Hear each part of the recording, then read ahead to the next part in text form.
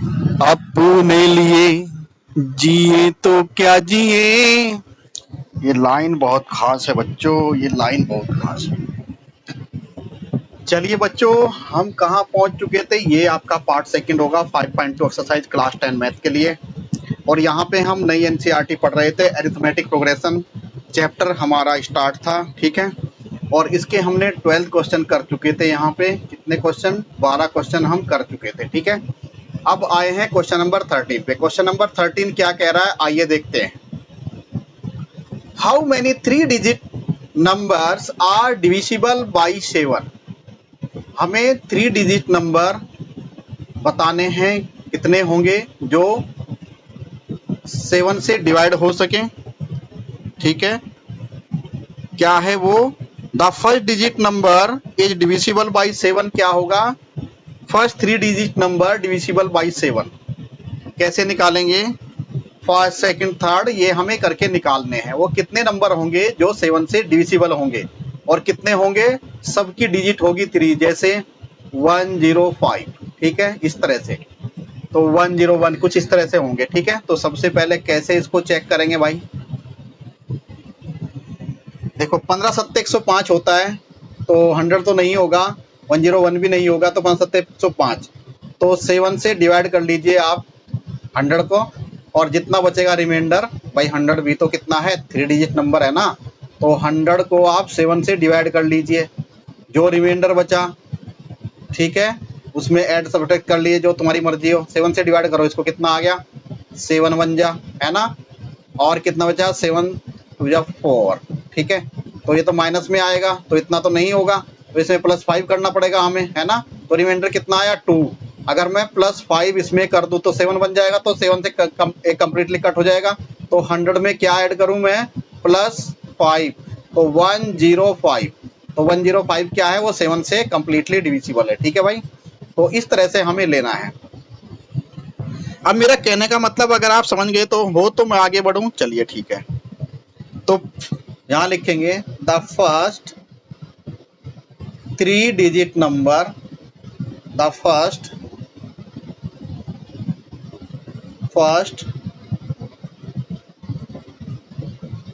3 digit number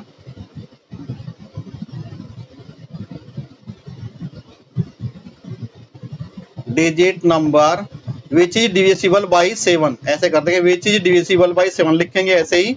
तो क्या होगा, फर्स्ट है मेरा 105, ठीक है। तो यहाँ पे लिखिए 105, और एक सीरीज बना लीजिए आप, ठीक है, एक सीरीज बना लीजिए। तो पहला क्या होगा, 105, फिर 7 ऐड कीजिए, कितना हो जाएगा, 7 ऐड करेंगे, इसमें ऐड करते जाएंगे 7, तो कितना हो गया, 112, कोमा, फिर 7 ऐड करेंगे 119, फिर 7 ऐड करेंगे 126, और ऐसे ऐसे करते करते लास्ट में क्या हो जाएगा। अच्छा, लास्ट में क्या बनता है हमारा, 3 डिजिट नंबर बनेगा हमारा लास्ट में। सपोज वो 999 बन गया, इसको 7 से डिवाइड करो आप।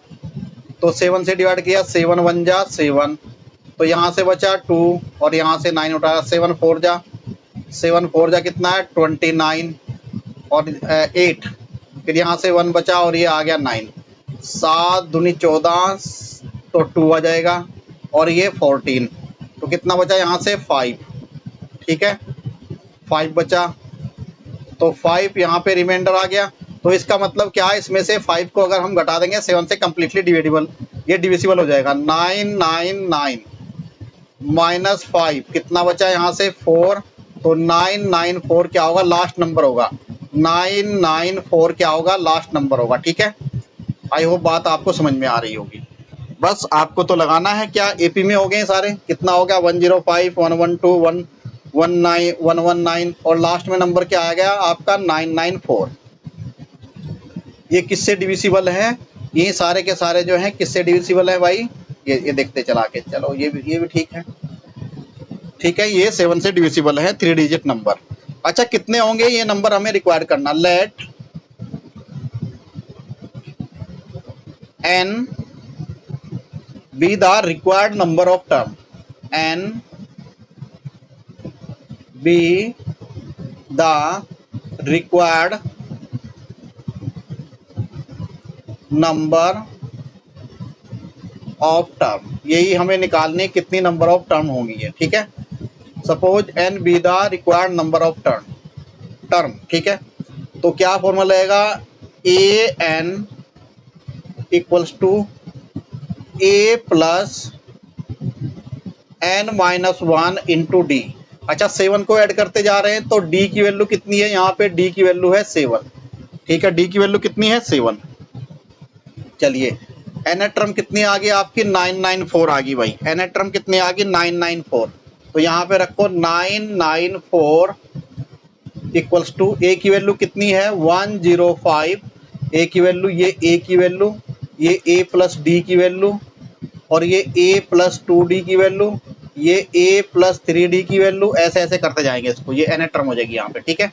तो 105 plus N minus 1 into d की वैल्यू है 7। अच्छा 994 माइनस 105, 105 को लेफ्ट में ले लेंगे तो ये बचा एन माइनस 1 इंटू 7, ठीक है। अच्छा 994 में से आप 105 को माइनस करेंगे तो 14 में से 5 गया 9, और यहाँ 8 बचा, और 9 में से 1 गया, ये बचा 8, ये बचा यहाँ से 889 इक्वल्स टू कितना होगा n माइनस 1 इंटू 7।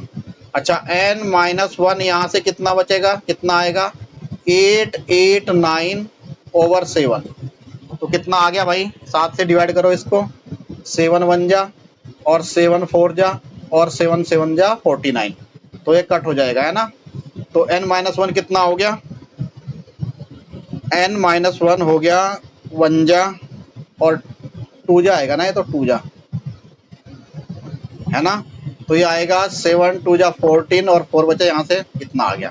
तो n माइनस 1 क्या हो गया, n माइनस 1 इक्वल्स टू 127।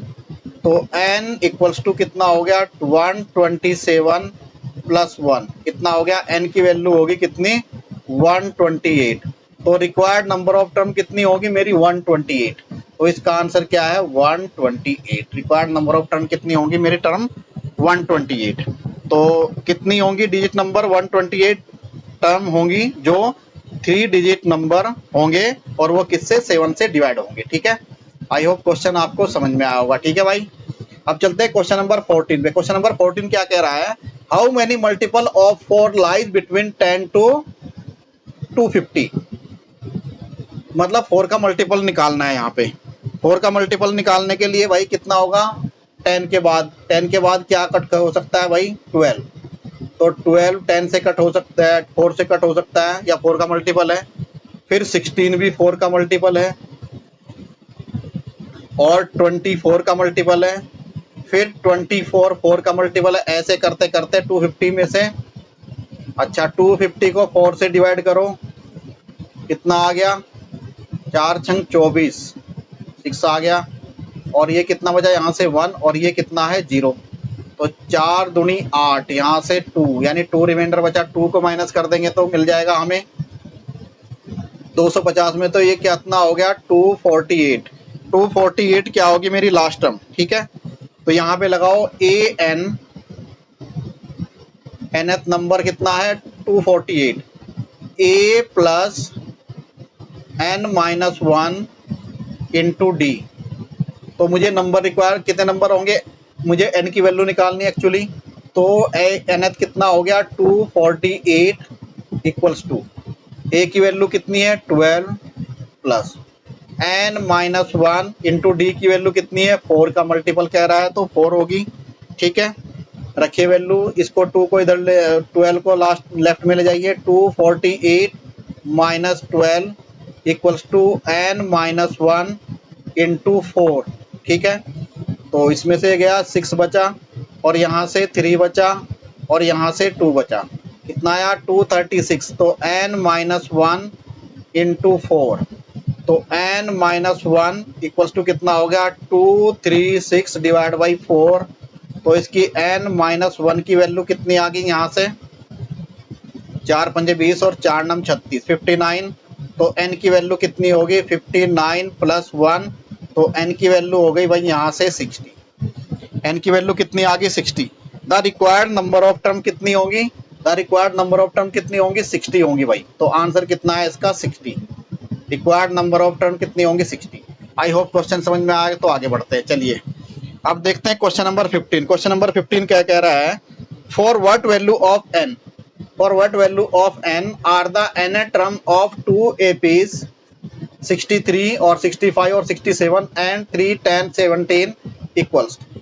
तो n की वैल्यू निकालनी है जिनकी जो AP में दी हुई है, दो सीरीज दी हुई है। तो फर्स्ट सीरीज क्या है 63, 65 और 67 और डैश डैश कुछ ऐसे दी हुई है। सेकंड टर्म क्या दी, ये तो फर्स्ट टर्म है मेरी, फर्स्ट AP है। और सेकंड AP क्या है 3, 10, 17 और डैश डैश, ये मेरी सेकंड AP है। ठीक है, तो n की क्या वैल्यू बताएं जिसकी n टर्म इसकी और n टर्म सेकंड की बराबर हो जाए। तो ये क्वेश्चन है बस। अच्छा, फर्स्ट की बात करेंगे, फर्स्ट AP की, फर्स्ट अरिथमेटिक प्रोग्रेशन की बात करेंगे भाई। यहाँ पे a की वैल्यू क्या है भाई, a की वैल्यू है 63। ठीक है, अच्छा d की वैल्यू क्या हो जाएगी, d इक्वल्स टू 65 माइनस 63, कितना हो जाएगा भाई, यहाँ से आएगा 2, d की वैल्यू 2 हो गया। अच्छा, इसकी n टर्म का फॉर्मूला क्या होगा, a n equals to a plus n minus 1 into D. तो कितना हो गया इसका फर्स्ट टर्म का n टर्म, इसको 1 मान लो, है ना।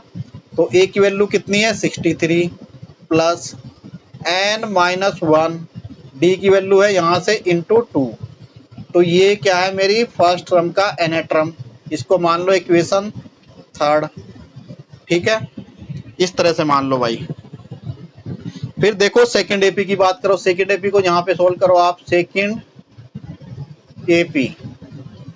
तो इसकी फर्स्ट टर्म क्या है, फर्स्ट टर्म है इसकी 3 और d कितना हो जाएगा, d की वैल्यू होगी 10 माइनस 3 इक्वल्स टू 7। ठीक है, अच्छा इसकी n टर्म निकालो सेकंड AP की, an2 रख दो इसका नाम। तो a कितना है इसका, a कितना है इसका 3, फॉर्मूला लगा दो बट डायरेक्ट। ठीक है, बाकी तो आपको पता ही है, 3 प्लस n माइनस 1, d की वैल्यू कितनी है 7। तो ये होगी इक्वेशन फोर्थ। ठीक है, अब वो कह रहा है n की वैल्यू क्या होगी जब दोनों AP की n टर्म बराबर होगी। तो an1 इक्वल्स टू an2, ये कंडीशन गिवन है मेरी, क्वेश्चन में कंडीशन गिवन है। ठीक है, अब 63 plus n minus 1 into 2 equals to 3 plus n minus 1 into 7, दोनों के बराबर रख दिया मैंने, है ना, दोनों को बराबर रख दिया। अच्छा 3 को इधर ले जाओ, तो 3 को इधर ले जाएंगे माइनस आ जाएगा। तो ये आ गया 60 plus n minus 1 into 2 equals to, ये कितना हो जाएगा n माइनस 1 इंटू 7। मल्टीप्लाई कर दो इसमें 7 की भाई, मल्टीप्लाई कर सकते हैं कि नहीं कर सकते हैं, हाँ कर सकते हैं जी, चलो करो। तो 60 plus 2n minus 2 equals to 7n minus 7। अच्छा 7 को इधर ले जा लो, एक काम करो n को इसको इधर ले जाओ और इसको इधर ले जाओ, है ना। चलो यहाँ सोल्व कर देता हूँ मैं इसको, बाकी पार्ट को यहाँ करता हूँ।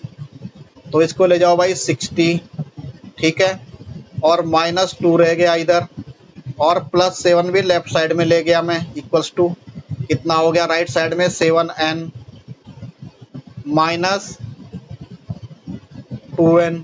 तो ये कितना हो जाएगा, ये 5 बचा, ये हो जाएगा 65 इक्वल्स टू 7n, ये 5n हो गया। तो n की वैल्यू क्या हो जाएगी भाई 65 ओवर 5, 5 1 जा और 5 3 जा। तो n की वैल्यू कितनी आ गई 13। तो हम यहाँ पे लिख देंगे the 13 term of the two given APs are equal. जो 13 टर्म होगी वो दोनों गिवन एपी की इक्वल होंगी। ठीक है। और जो होंगी अगर उनकी वैल्यू निकलवाने लगे तो यहाँ पे n की वैल्यू 13 रख दो तो वो वैल्यू आ जाएगी। ठीक है भाई, तो इस तरह से क्वेश्चन करना है ये हमें। फिर चलते हैं क्वेश्चन नंबर 16 की तरफ। क्वेश्चन नंबर 16 क्या कह रहा है? ये कह रहा है determine the AP whose third term is 16 and seven term exceed the fifth term by 12। इसका मीनिंग थोड़ा समझ लो। वो AP फाइंड कीजिए जिसका 16 टर्म, जिसका थर्ड टर्म तो 16 है, तो A3 तो ऐसे लिख लेंगे, A3 इक्वल्स टू क्या है? A प्लस 2D, और ये किसके बराबर है? 16 के बराबर है। ये हो गया 16, तो A प्लस 2D है मेरी थर्ड टर्म, तो ये इक्वेशन 1 मान लो। ठीक है भाई, तो A प्लस 2D किसके बराबर है? 16 के, इक्वेशन 1 मान ली। फिर कह रहा है seventh term exceed the fifth term by 12, मतलब 7 टर्म A7 इक्वल्स टू कितनी हो जाएगी? A5 plus 12। अच्छा, एक और अनुमान रखे भाई, 7 टर्म तो A7, जो 7 टर्म होगी वो 5 टर्म से तो ज्यादा ही होगी, तो इसलिए 12 को यहाँ ऐड कर दो आप। ठीक है, तो A7 कितनी है मेरी? A7 तो कितनी है? A प्लस 6D, और A क्या है? फर्स्ट टर्म है, और D क्या है? Common difference, equals to A5 क्या हो जाएगी? A प्लस, A5 मैंने सिंपल रखा है ना, फिफ्थ टर्म है मेरी, A7 का मतलब है 7 मेरी टर्म है। ठीक है, तो A प्लस 4D प्लस 12 ऐसे हो जाएंगे। ठीक है, तो यहाँ से A से A कट हो गया, D को इधर ले जाओ, 6D minus 4D equals to कितना आ गया? 12। यहाँ से बचा 2D इक्वल्स टू 12, तो D की वैल्यू यहाँ से कितनी आ गई भाई? 12/2। 12/2 कितना हो गया? 6। तो D की वैल्यू मेरे पास कितनी आ गई? 6।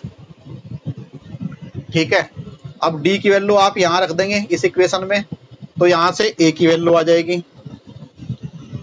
तो यहाँ से A की वैल्यू आ जाएगी, तो 16 equals to A plus 2 into 6, इस इक्वेशन में रख दिया आपने D की वैल्यू। तो यहाँ से क्या बचा? ये आ गया 16, और ये A हो जाएगा, ये 12 हो गया, तो माइनस 12 हो जाएगा यहाँ पे, तो A इक्वल्स टू कितना आ गया? 4। तो A की वैल्यू कितनी आई? 4, और D की वैल्यू कितनी आई? 6। ठीक है, तो AP बतानी है हमें कितनी है, तो AP को लिखते जाओ, फर्स्ट टर्म क्या है? 4, और उसमें D की वैल्यू ऐड करते जाओ, तो फर्स्ट टर्म होगी मेरी 4। अच्छा, D ऐड कर दो फिर इसमें, A प्लस D होगी सेकेंड टर्म, है ना, तो इसमें 6 को ऐड कर दो, कितना हो जाएगा? 10, फिर 6 को ऐड कर दो 16, फिर 6 को ऐड कर दो 22, फिर 6 को ऐड कर दो, इस करते जाओ यहाँ पे, 6 को ऐड कर दो कितना बनेगा? 26, 6 को ऐड कर दो कितना बनेगा? 32, तो ऐसे ऐड करते जाओ, 6 को ऐड करेंगे तो कितना हो जाएगा? 28 हो जाएगा। ये 28 इसमें ऐड करेंगे तो कितना हो जाएगा? 34, ऐसे ऐसे 6 ऐड करते जाओ इसमें। ठीक है, तो ये आपकी क्या बन गई? एक AP बन गई। ठीक है, तो छोटे छोटे से क्वेश्चन है, कोई दिक्कत नहीं है।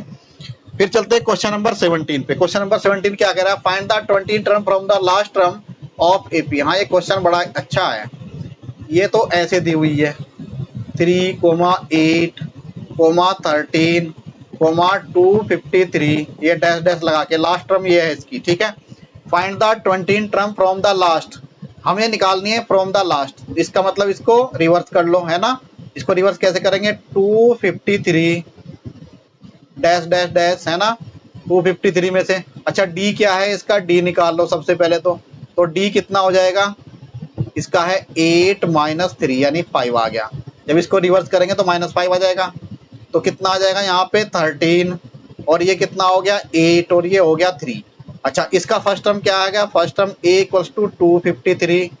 अच्छा, D क्या हो गया यहाँ के लिए? D हो जाएगा यानी 3 माइनस 8, लास्ट टर्म में से कर देते हैं हम इधर से, तो -5 आ गया, है ना। तो अब हमें 20 टर्म निकालनी है, इसका मतलब तो इस वाली सीरीज का, तो A20 equals to A plus N की वैल्यू कितनी है? 20 -1 इंटू डी, डी की वैल्यू है -5। अच्छा ए की वैल्यू भी तो रख दो यहाँ पे, ए की वैल्यू भी रख दो जी। चलो जी, ए की वैल्यू कितनी है 253 और प्लस ये, तो 820 निकालनी है हमें। 253 एज इट इज रखो इसको, प्लस इसको अंदर मल्टीप्लाई करो, कितना आ जाएगा ये 19 आ गया, और इंटू -5, तो 253 -95, तो 820 कितना आ गया, 253 में से 95 माइनस करो, 95 माइनस कर दिया, तो 13 में से 5 गया 8, और 14 में से 9 गया, कितना बचा 5, और ये 158। तो 820 टर्म कितनी होगी भाई, 820 टर्म होगी आपकी 158। तो रिक्वायर्ड आंसर क्या है 158, ठीक है। तो 20 term from the last term कितनी होगी 158, मतलब यहाँ से 20 टर्म लेनी है, लेफ्ट साइड में ले जाना है, कितनी होगी 158। आई होप क्वेश्चन समझ में आया है, तो तालियां बजाइए भाई, ठीक है, ओके। अब चलते हैं क्वेश्चन नंबर 18 पे। क्वेश्चन नंबर 18 क्या कह रहा है, the sum of 4th and 8th term of AP is 24। तो लिख दो भाई, 4 टर्म कितनी है A4 प्लस 8 टर्म कितनी है A8 इक्वल्स टू दोनों का सम कितना है 24। ये हमारी एक बात है, ठीक है। The sum of 6th and 10th term of A भी कितनी है 44, तो A6 plus A10 equals to क्या है भाई 44। अब क्या कह रहा है वो कह रहा है find the first 3 terms of AP, पहली 3 टर्म्स आपको निकालनी है। चलिए भाई कैसे करेंगे इसको, तो आपको तो पता है 4 टर्म क्या हो जाएगी, 4 टर्म क्या हो जाएगी A plus 3D plus 8 term क्या हो जाएगी A plus 7D equals to कितना हो गया 24। तो यहाँ से क्या आ गया 2A plus 10D equals to कितना आ गया 24। 2 से डिवाइड करो तो A plus 5D equals to कितना होगा 12। ये होगी आपकी थर्ड इक्वेशन, ठीक है भाई। इसको सोल्व करो, इसको कितना आ जाएगा A6 यानी A plus 5D plus A से A10 कितनी हो जाएगी A प्लस ये टर्म है ना A क्या हो जाएगा A प्लस n-1D। तो फर्स्ट टर्म इसकी A मानो और D क्या है कॉमन डिफरेंस, तो ये कितने हो जाएगी A plus 9D equals to 44, ठीक है भाई। तो यहाँ से कितना बचा 2A plus 14D equals to 44। ये 5 प्लस 9 कितना होगा 14, 2 से डिवाइड करो तो A plus 7D equals to कितना हो गया 22। ये आपकी इक्वेशन नंबर 4 होगी।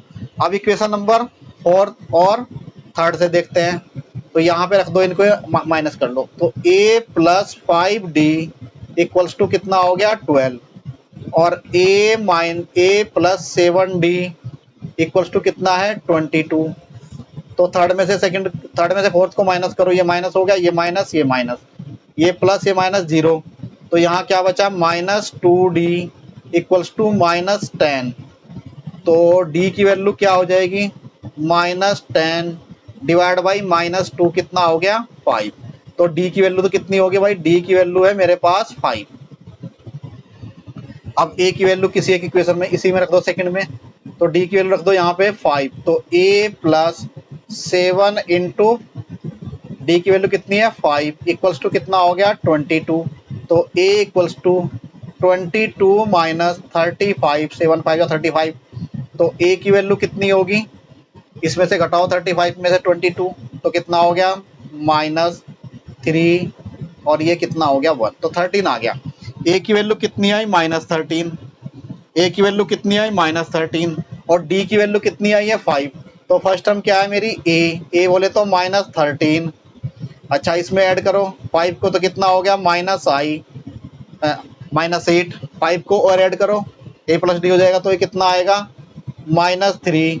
5 के ऐड करो कितना आ जाएगा 2, 5 के ऐड करो कितना आएगा 7। तो इस तरह से आपकी टर्म हो जाएगी -13 और -8 और -3। हमें 3 टर्म ही बोला था, ये लिख के आप छोड़ सकते हैं, ठीक है। ये रिक्वायर्ड आंसर है आपका। अब चलते हैं क्वेश्चन नंबर 19 की तरफ। 19 क्या कह रहा है, Subharao started work in 1995 at an annual salary कितनी है 5000 and receive an increment of 200 rupees each years in which years which his income is, मतलब लास्ट इनकम क्या हो जाएगी ए एन कितना हो गया मेरा 7000 रुपीज, ये लास्ट इनकम है इसकी। तो फर्स्ट इनकम क्या थी, तो ए की वैल्यू कितनी होगी 5000 रुपीज। अच्छा इंक्रीमेंट क्या होगा डी की वैल्यू इंक्रीमेंट में आएगी वो कितना है 200 रुपीज। ठीक है भाई, तो लगाओ ए एन इक्वल्स टू, यानी उसको कितने साल लगे यहाँ पहुंचने में, 7000 रुपए पाने में कितने साल लगे। तो a plus N minus 1 into d, a n की वैल्यू कितनी है 7000, हमें एन निकालना है, इतने नंबर ऑफ ईयर लगेंगे उसको। ए की वैल्यू कितनी है 5000 प्लस एन की वैल्यू हमें निकालनी है, तो डी की वैल्यू कितनी है 2000। अच्छा 7000 माइनस 5000 को लेफ्ट में लेंगे equals to n minus 1 into 200। ठीक है, ये कितना बचा है 2000 इक्वल्स टू कितना हो जाएगा एन माइनस 1 इंटू 200, तो n minus 1 equals to 2000 divide by 200, कितना बचा यहाँ से 10 आया। ठीक है, तो एन की वैल्यू कितनी होगी 11, तो उसको 11 ईयर्स लगे हैं 7000 रुपीज पहुंचाने में। अच्छा कौन सा ईयर होगा 1995, 1995 में उसने शुरू की है ना, तो 1995 में 11 ऐड कर दो, तो 1995 में कितना हो गया 6 और 9 और 1 10। ठीक है, और ये 2006, मतलब 2006 में जाके उसकी सैलरी कितनी हुई 7000 रुपीज। ठीक है, 2006 में उसकी सैलरी जाके क्या हुई 7000 रुपीज। अब आपका लास्ट क्वेश्चन भी शायद होगा ये। ठीक है, क्लास 10 मैथमेटिक्स एक्सरसाइज 5.2 का ये सेकंड पार्ट है भाई, और न्यू एनसीईआरटी को यहाँ सोल्व कर रहे हैं। वीडियो अच्छी लगे तो लाइक करें और अपने दोस्तों में शेयर करें और नोटिफिकेशन बेल को भी दबा लें और चैनल को सब्सक्राइब करना बिल्कुल ना भूलें। आपको कसम है भाई, ठीक है, आपको कसम है अपने गुरु की, जिसको तुम गुरु मानते हो, मेरे को मानते हो या किसी और को। चलिए, Ramkali save 5 rupees in the first week of a year. ठीक है, फर्स्ट वीक में कितना 5 रुपए बचाती है। देन इंक्रीज हर वीकली सेविंग बाई 1.75। ठीक है, तो nth वीक में उसकी सैलरी की सेविंग कितनी हो जाती है 20.75 रुपीज हो जाती है। तो n की वैल्यू निकाले, यहाँ पे कितने वीक्स में वो कितनी हो जाएगी 20.75। इसका मतलब a की वैल्यू कितनी होगी यहाँ से 5 रुपीज। ठीक है, ये फर्स्ट टर्म होगी, और वीकली सेविंग करती है मतलब d इक्वल्स टू 1.75 रुपीज का। ठीक है, और लास्ट में ए एन मतलब लास्ट टर्म क्या हो जाएगी आपकी 20.75 रुपीज। सपोज इसको nth वीक्स लगे, तो ए nth इक्वल्स टू, ये सीरीज होगी ना एक तरह की, तो a plus N minus 1 into d. A nth कितना है 20.75 और a की वैल्यू है 5 रुपीज प्लस एन माइनस 1 और d की वैल्यू कितनी है 1.75। ठीक है भाई, अब यहाँ से क्या करो 5 को इधर ले जाओ, घटाओ इसको, कितना बचेगा ये बचेगा 15 पॉइंट, ऐसे कर लो यार, पहले समझा दो, बच्चे हैं, माइनस प्लस करने में दिक्कत कर सकते हैं। 20.75 माइनस 5 क्यों ले जाएंगे, चूंकि यहाँ प्लस में है, डिवाइड में नहीं है। डिवाइड में होता तो इसको डिवाइड करते यहाँ पे, ये मल्टीप्लाई में यहाँ होता तो डिवाइड करते, यहाँ प्लस में है। ठीक है, तो इसको इधर ले जाएंगे, तो यहाँ क्या बचा n माइनस 1 इंटू 1.5। समझ में आ रहा है कि नहीं आ रहा है भाई, ये क्या होगा 1.75 कितना यहाँ से बचा, कितना आ जाएगा भाई 15.75 equals to n minus 1 into 1.75। अच्छा n माइनस 1 किसके बराबर होगा 15.75 ओवर 1.75। इससे ये कटा, इससे ये कटा, अब कट के करके देख लो इसको आंसर कितना आएगा भाई, इसको डिवाइड करके देख लो भाई कितना आएगा, ये 9 आएगा है ना।